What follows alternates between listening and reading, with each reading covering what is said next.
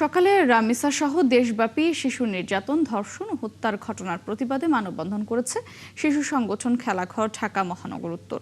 এ সময় রামিসা হত্যার দ্রুত বিচার সহ শিশু সুরক্ষায় 4 দফা দাবি জানায় সংগঠনটি। মানববন্ধনে বক্তারা বলেন, নারী ও শিশু নির্যাতন দমন ট্রাইব্যুনালগুলোতে বছরের পর বছর মামলা ঝুলে থাকায় অপরাধীরা পার পেয়ে যাচ্ছে। রাজনৈতিক প্রভাব ও বিচারহীনতা সংস্কৃতি অপরাধ বৃদ্ধির অন্যতম কারণ হয়ে দাঁড়িয়েছে।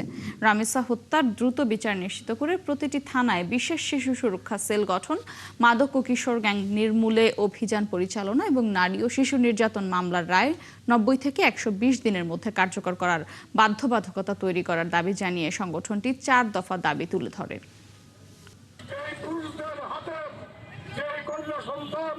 যে নারী ধর্ষিত হয়, যে নারী নিপীড়িত হয়, যে নারী নির্যাতিত হয়, সেই পুরুষকে লজ্জিত হওয়া দরকার।